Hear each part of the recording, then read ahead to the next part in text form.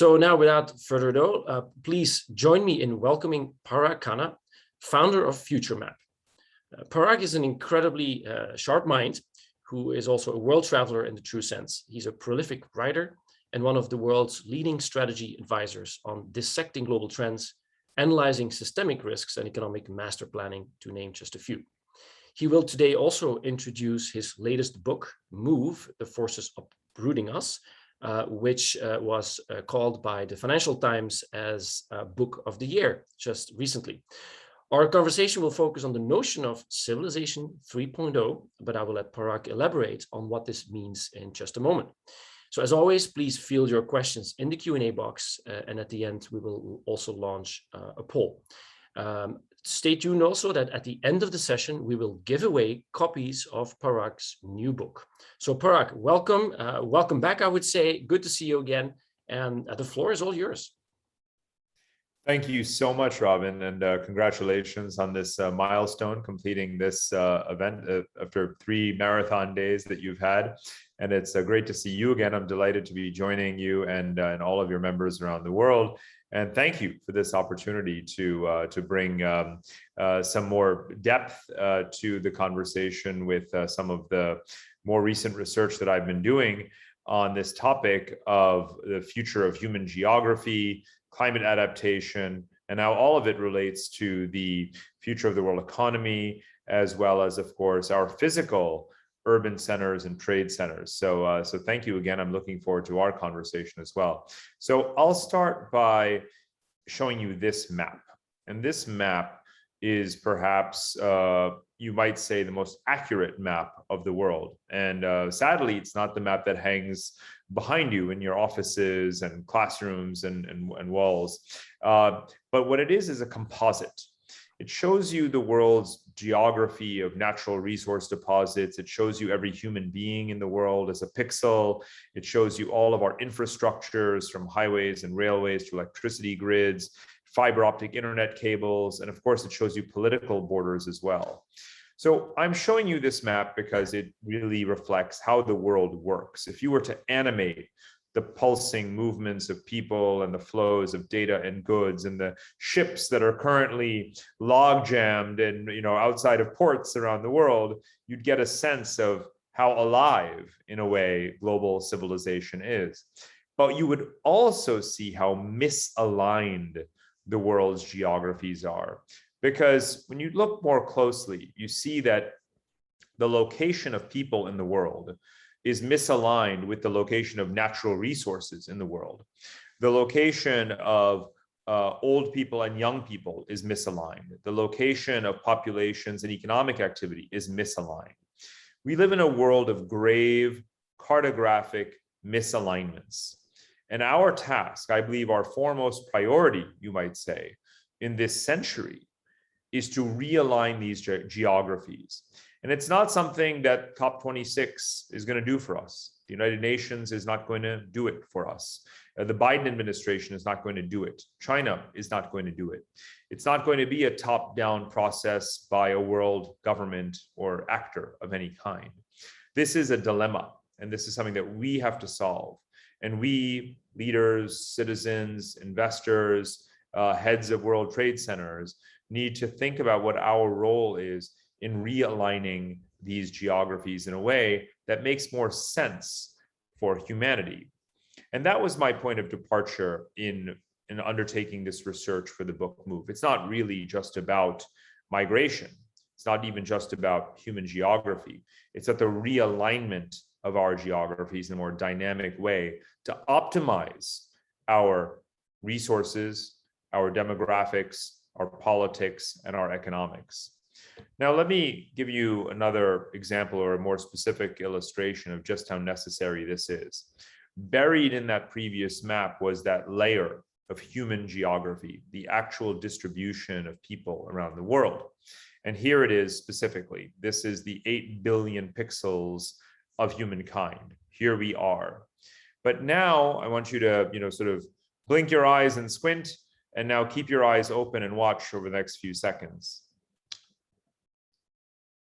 So what just happened?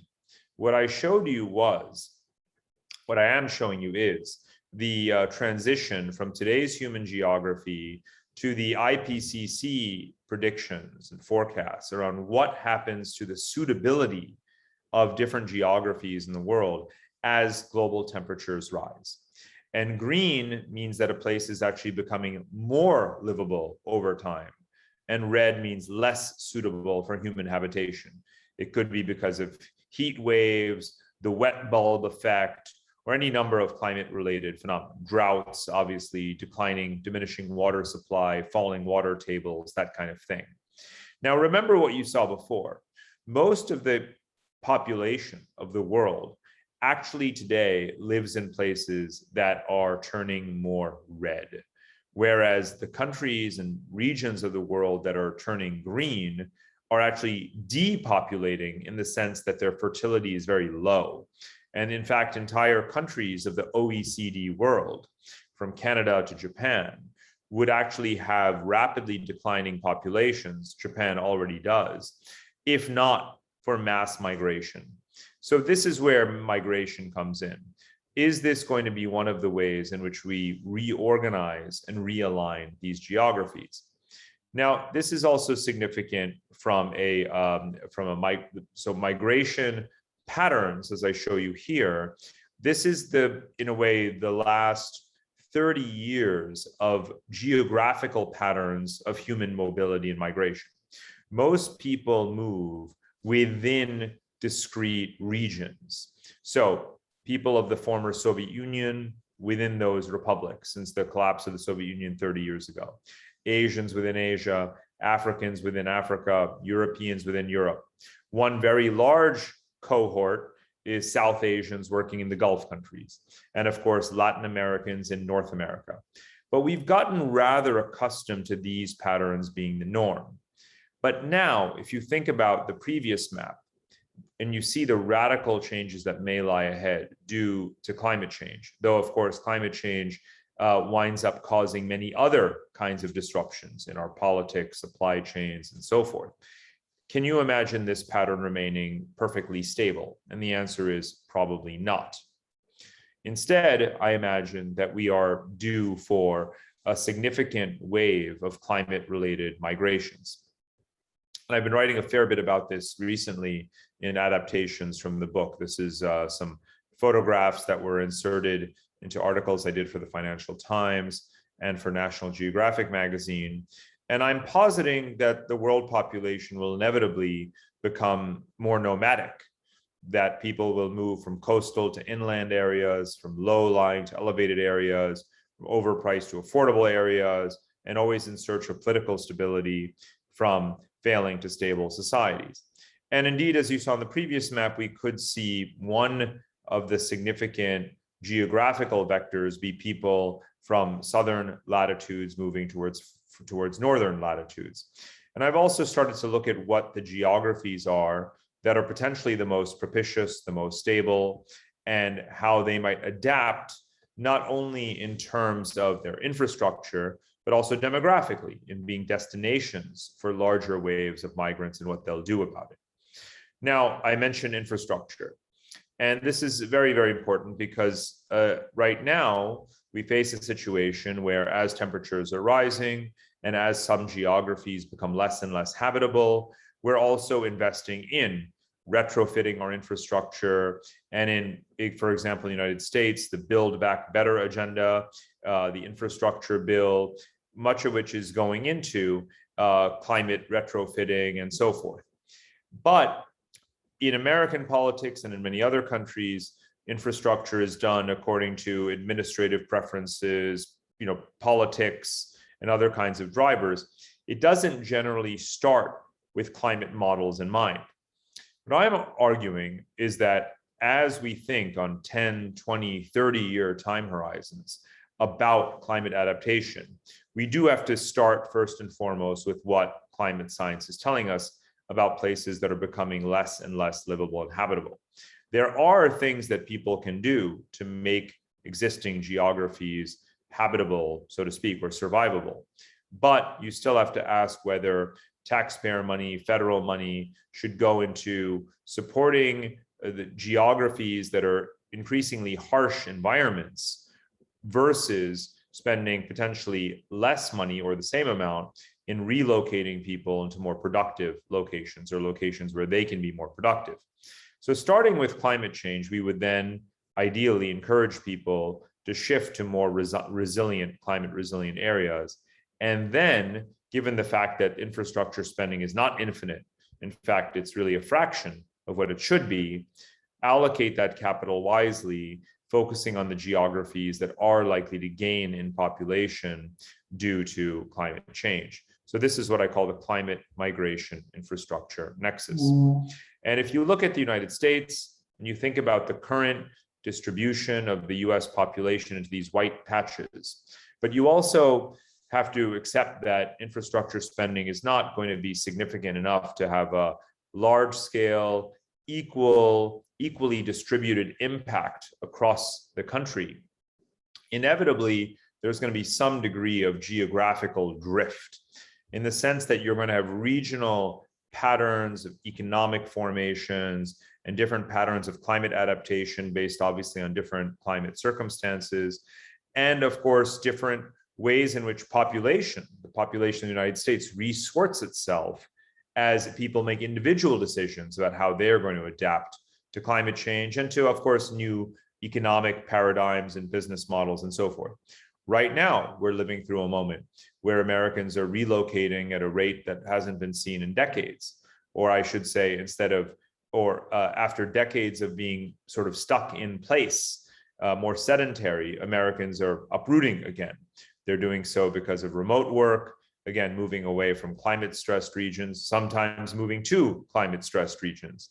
But that said, there is a great resorting of the population that's going on. And I have my forecast, which I'll share briefly, around which geographies will be winners and losers, or how to go about thinking about how our geography is going to evolve over time. I also advocate on a global basis that we start to think more regionally and less nationally. That doesn't mean that borders are going to disappear or be eradicated. We live in a world of 200 sovereign countries. We've never had more countries than we have now, and we may have yet more. But when we think in terms of geology rather than just nationality, we can achieve a far greater efficiency of resource sharing. If you look here at North America, one of the things that people have forgotten, especially in recent years in light of tensions over the border and the Trump administration's plans to build a wall on the border and these kinds of things, is that actually the US, Canada, and Mexico, these two borders, are the most trafficked, the most heavily trafficked and transited borders in the entire world by far. Now, that's obviously a pre-pandemic statement, but it's certainly to resume in the years ahead. There are no other borders in the world where upwards of 30 or 50 million people legally cross, or you have 30 to 50 million legal crossings every single year. So we need to think much more about the circulation of resources, of labor, of technology, of capital across this entire North American space when we think about issues like climate adaptation. As you well know, climate change does not know any borders, and our responses to it need to be similarly regional in nature. And this is also important because the world economy is becoming more regional. We have globalization. If you know anything about my work, I'm nothing if not a globalization advocate and booster. However, within that, we have a lot more regionalism than we've had in quite some time. The US, Mexico, Canada trade agreement, USMCA, has been signed. The EU has its fiscal compact, and the Regional Comprehensive Economic Partnership, RCEP, is going into effect in January of 2022. So we have three mega regional economic systems in the world that are increasingly integrated on a regional basis. And that's actually a very positive trend. In terms of again, the efficiencies that can be achieved through greater market integration and sort of more internal integration. If you look at the picture in Eurasia, and Europe is sort of just here off to the west of this map, but as I mentioned before, Europe with its fiscal compact is, and the fact that it has its monetary union already, already represents the region with about 70% of its trade being internal. Few people realize that here off to the east of Europe in Asia, and on this map you have the majority of the human population lives inside this rectangle. You also are moving ever closer towards 65% internal trade. And that will be accelerated by this regional comprehensive economic partnership that I mentioned earlier, as well as the Belt and Road Initiative, which is China's infrastructure investments. Some of that has decreased in recent years owing to new priorities that China has set, some of the backlash to some of those projects, and of course the pandemic. But one way or the other, whether it's financed by Japan, by China, by Europe, by multilaterals, there is a huge volume, trillions of dollars of capital are going into infrastructure investment here. Now, why this is significant? Because you have new population centers forming, new business and industrial zones forming, where these infrastructure lines intersect, where you see roads and highways and electricity grids and pipelines coming together. That's where you have demographic concentration. That's where you have young people moving. That's where you have thriving business activity. Those become your future trade hubs, if you will. And of course, you as a network of such trading centers want to be looking at where infrastructure investment is going, where people are going, where geography is livable and the climate is suitable, and where all of those forces and trends intersect are going to be the future, really, in terms of our demographic hubs, our business hubs, and so forth. So this brings me to Climate Alpha, which is what I work on in terms of trying to bring an analytical toolkit to this question, this all-important question of where more and more people are going to reside. Now, I'll emphasize one demographic point, which is that the world population is actually reaching a plateau. 25 years ago, you may remember that many experts still predicted that the world population could actually reach 13, 14, even 15 billion people. We were worried about a Malthusian crisis of overpopulation and so forth. Instead, today we're at a world population of about 8 billion people. And I predict that the world population will not even reach 9 billion people. And the fact that we are having this, we're in the midst of this pandemic baby bust is just one of the major reasons why fertility has crashed, and Generation Alpha, today's babies, will probably be smaller than Generation Z is. So we're in the midst of a demographic inflection, climate change, so this population deflation and potentially relocation of the world population. And as that occurs, increasingly, migration becomes a competitive process. Right now, we talk a lot about xenophobia and populism and nationalism, but in fact, cities and nations, many of them are, and all of them should be, competing to attract young people into their urban centers, into their business hubs, because young people, of course, are literally the future. And since the world population is plateauing and even eventually declining, population movements actually become zero-sum. So I actually advocate that cities and centers such as yourselves need to be vigorously engaged in a war for talent.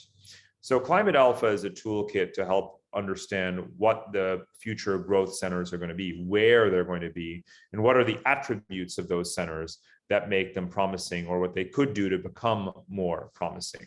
So this is a SaaS platform. We've taken 100 variables that correlate to real estate markets, asset prices, and so forth over the last 20 years. And we've also projected them into the future over the next 20 years. We've applied this to the United States, but soon we'll be applying it to other countries as well. And this is a product that's really at the intersection of prop tech, climate tech, and fintech, if you will. And we're seeking to answer these kinds of questions for a wide range of players across the economy, whether it's asset managers, real estate industry, infrastructure and logistics, or municipal governments, looking at all of these, sort of interrelated considerations so that we can achieve that climate migration infrastructure nexus that I talked about earlier. There's a policy framework a sort of step-by-step, in a way, thought process that I'm advocating, but also pointing out that to do it right, you want to be very methodical and have a toolkit that really drives it in order to make the right decisions. Again, knowing that infrastructure is a very long-term commitment. And of course, when people make decisions about where to make their investments, where to live, where to move, they want to do so with a long time horizon in mind. So the way we do, given the uncertainties, however, of a climate change world, we do so through a tool called scenario-based forecasting.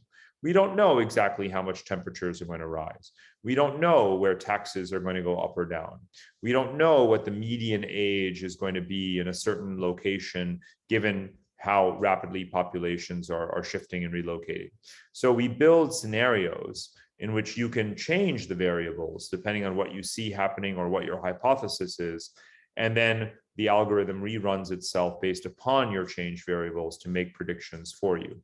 And this is just one example of how important it is to use data science, to use algorithms, to use big data, and to integrate it into our policy thinking and into our business planning, so that when we think about the future hubs, demographic hubs, business hubs, industrial hubs, and so forth of the future, we do so with greater confidence than we have right now.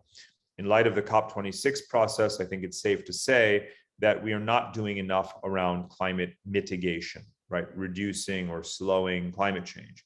Therefore, a lot more emphasis will have to go into climate adaptation. And adaptation currently only receives about 5 or 6% of our total climate-related expenditure in the world. That number is going to have to go way up. And it's incumbent upon governments of the world, also, of course, companies of the world, cities and municipalities, to develop their own climate resilient strategies based upon their geography, based upon their resources, based upon the technologies available to them, the technologies they can acquire, and the talent that they're going to need to implement those strategies.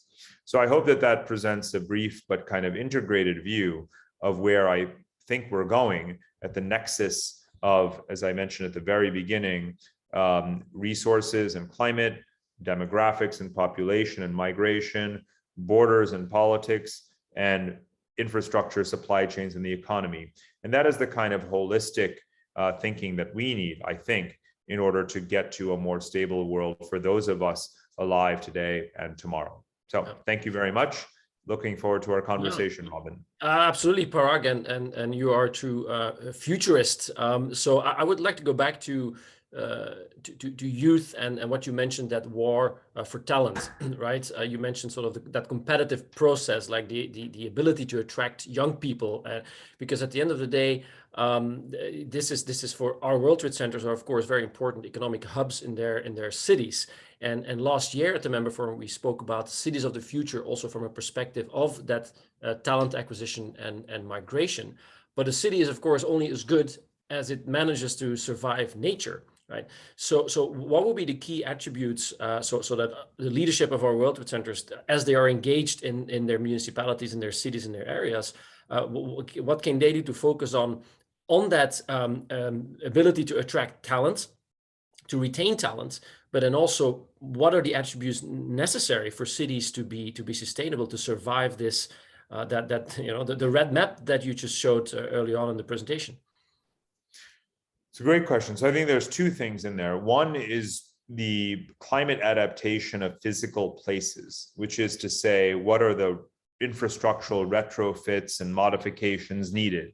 And again, as I emphasized, those are the areas that are not getting enough investment. And that could be building insulation and heating and cooling. It could be rainwater capture or atmospheric water generation, wastewater treatment and desalination, hydroponic and aquaponic agriculture, all of those things, biomimetic architecture. I'm throwing out lots of words, but this is actually the glossary of climate adaptation members. Sea walls and coastal defenses, depending on where your location is.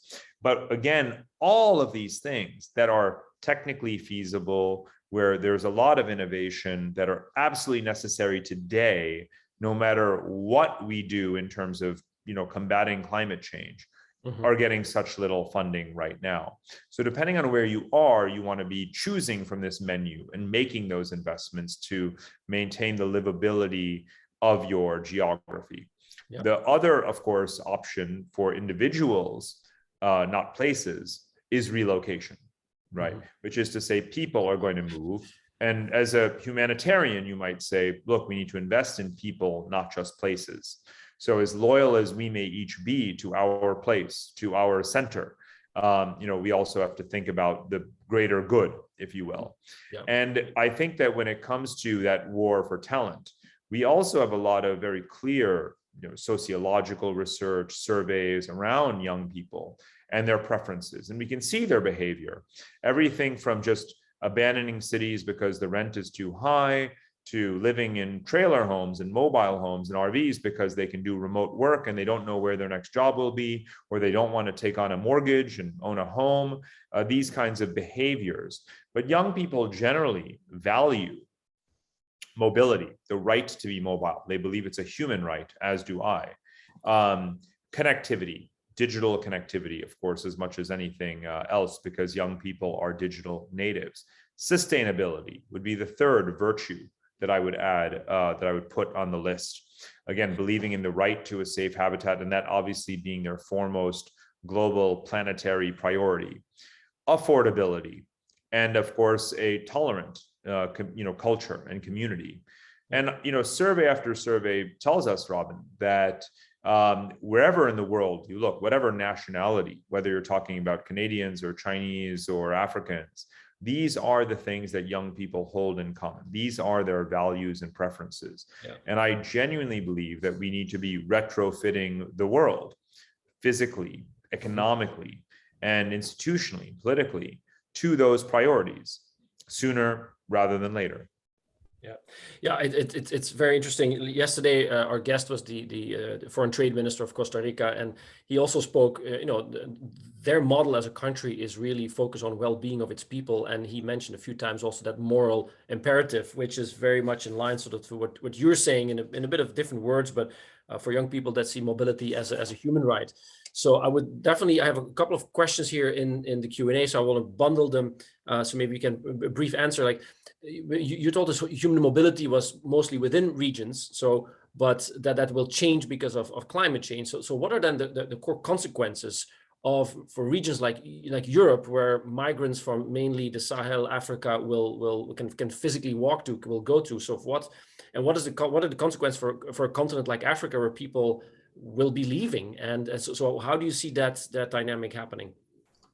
Well, most, as I was saying about other regions as well, most African migration today is within Africa, and it's likely to remain that way. And there are, even in the most dire scenarios, geographies in Africa that remain, sort of livable, and in some places that do become more livable. So the question, though, is, of course, given that Africa is the continent with the largest number of countries and borders, can there be an optimal recirculation of the African population, the majority of it that will remain in Africa?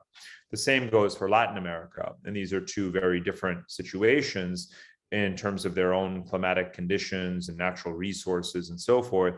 South America, for example, has only a dozen countries versus the 50 plus countries of Africa. Yep. What they do have in common, though, is that they are geographically island continents. Of course, every continent is an island to some degree, but they are isolated in the sense of easy human mobility beyond their continent. Meanwhile, if you take Eurasia, the majority of the world population actually lives on one continent, one mega continent, Eurasia. Mm-hmm. So the circulation of people is technically much more feasible than it is for Africans seeking to relocate out of Africa. So in that sense, we do need to be realistic that we need to invest in Africa more in climate adaptation and making certain geographies, the Central African region, parts of Sub-Saharan Africa, the parts that still appear green on these maps, be capable of absorbing larger populations. Again, I want to remind everyone that the world population, as I said, at 8 billion people, we have a lot of land mass on this planet, to put it bluntly. To put it more scientifically, it's 150 million square kilometers to be precise.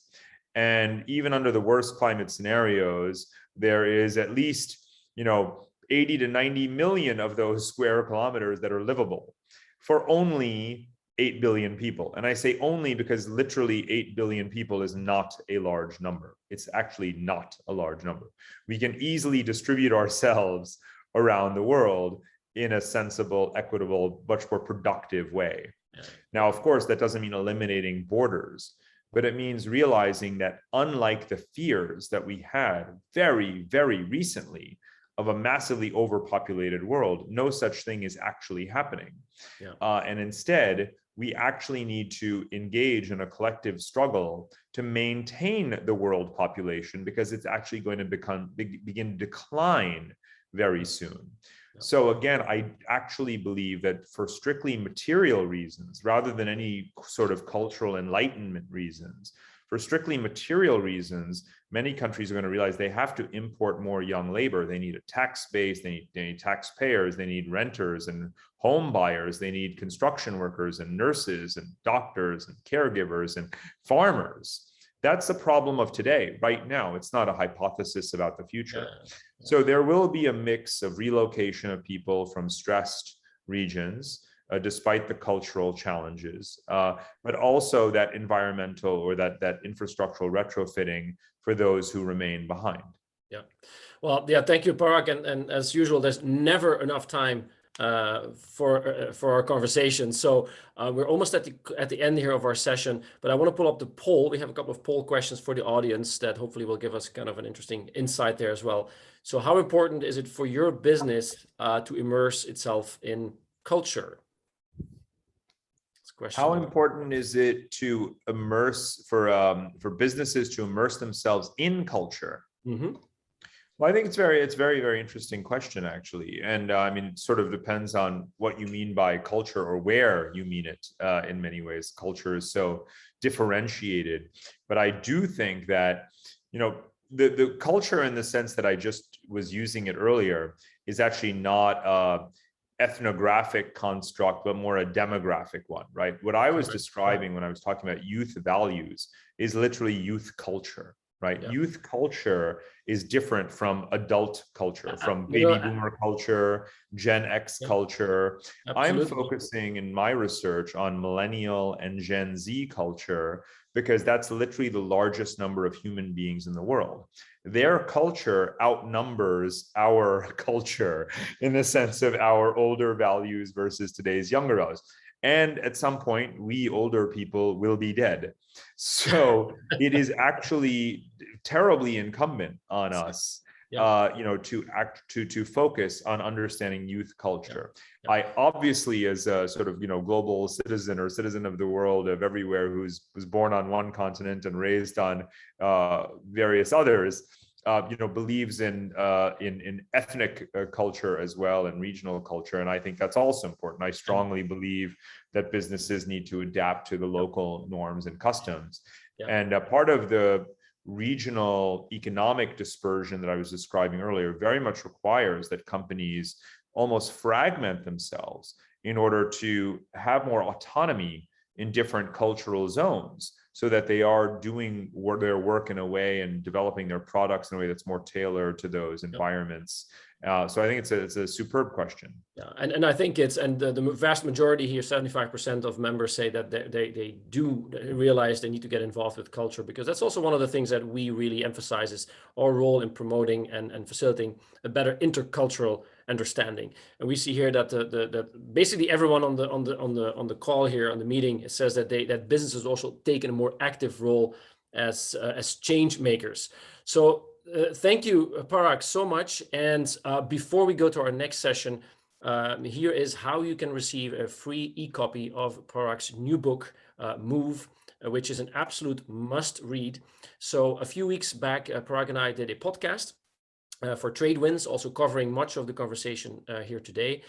So go to podcast.wtca.org, subscribe, download the episodes on the site or on Apple, Spotify, Amazon, iHeart, or wherever you listen to podcasts. and then send an email to podcast@wtca.org requesting your free copy. And I can highly recommend Parag's new book. So please do send us the notes so we can send you an e-copy of Parag's new book. So Parag, thank you so much as usual, and we will keep in touch. There's no doubt much more to come. Such a pleasure. Thank you so much, Robin, and to everyone at WTCA for all your support and friendship. It's always a pleasure. Thank you so much.